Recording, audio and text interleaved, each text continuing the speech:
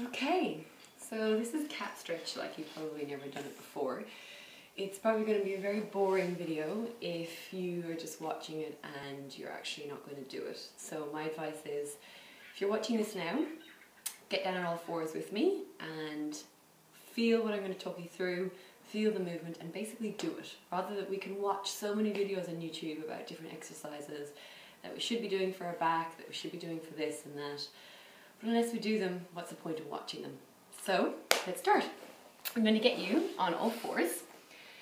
And it's a cat stretch like you've never done before because we're really going to focus on how we actually do cat stretch. So I'm probably a little bit close. I'm just going to move this away just a little. Alrighty. And yeah, just make sure you're comfy, hands below shoulders, knees below hips.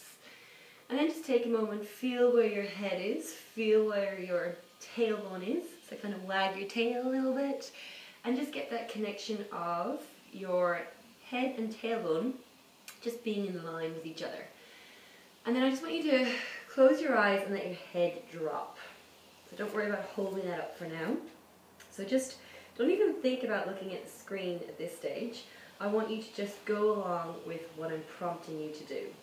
So from there, I just want you to connect to your center and draw your center towards your spine. And just notice what part of your center you draw towards your spine.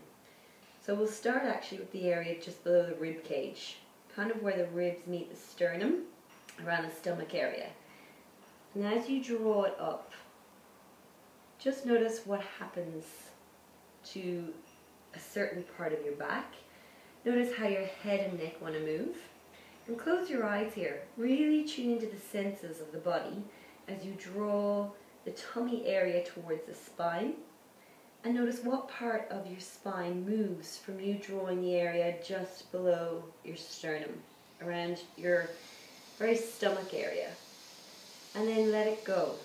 What happens to your neck, your head, your shoulders? What happens to your sit bones?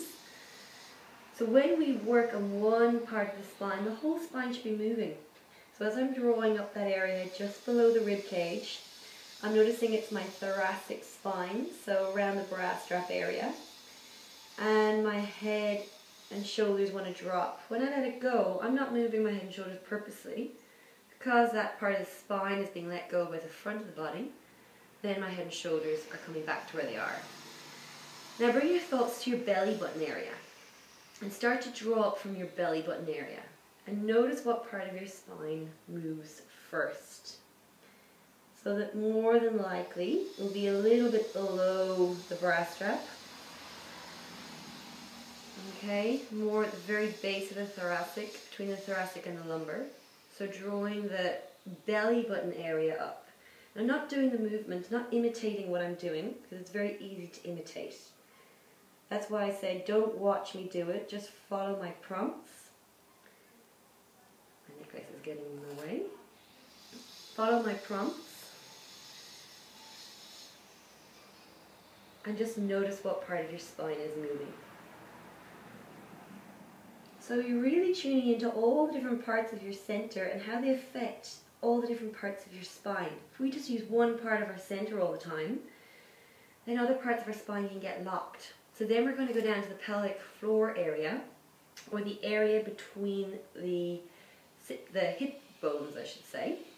So find that area and draw that area up first. And just notice how your spine moves. So we're not aiming for any particular way. I want you to simply notice the connection your center has with your spine. So as you draw up the pelvic floor area, or the area between your sit bones, you'll notice that it may be a little bit less movement through the spine, but all the same, that lumbar spine, around that sacrum and lumbar spine, will start to move first, and the rest of the spine will follow. Less of a rounding, but more isolating around the lumbar back into flexion. And when you let that area go, into extension. Now if you're carrying all the weight in your hands and shoulders, just see if you can distribute the weight evenly through the body. And then play around with the three areas. Draw up from the bottom of the rib cage. So you have to bring your mind there. Get the neurological pathways working. Notice if your belly button wants to do the work. find the area underneath the rib cage, which is your rectus abdominis. Notice what part of the spine it wants to open. And you'll notice I haven't said anything about breath. So find whatever breath is easiest for you. And then from there, find your belly button area. I will do a little tutorial on the most efficient form of breathing using all the correct muscles when I get around to it. And let it go. And then try your pubic bone area or your pelvic floor area. And notice what part of the spine moves. And still notice my shoulders are constantly moving, my head and neck is moving in relation to me moving a certain part of my center. So I'm just going to stop there. You can stop there by opening up the belly, doing a little extension, and then just see what it's like to find all three parts of your center to then allow your spine to go into cat stretch. Open all three parts of your center. Notice what happens to your shoulder blades. Notice what happens to your head and neck. You're not automatically lifting it.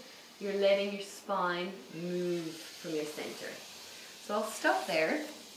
If you have any questions, just ask. But as I said, we all do a cat stretch, whether it's in a Pilates class or a yoga class, or we've been told by chiros or physios or whatever to stretch out our spine. It's probably one of the most common movements that a lot of us do.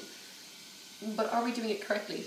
Are we just imitating what we see and therefore we feel we're doing it correctly? Or are you linking with the whole different parts of your center?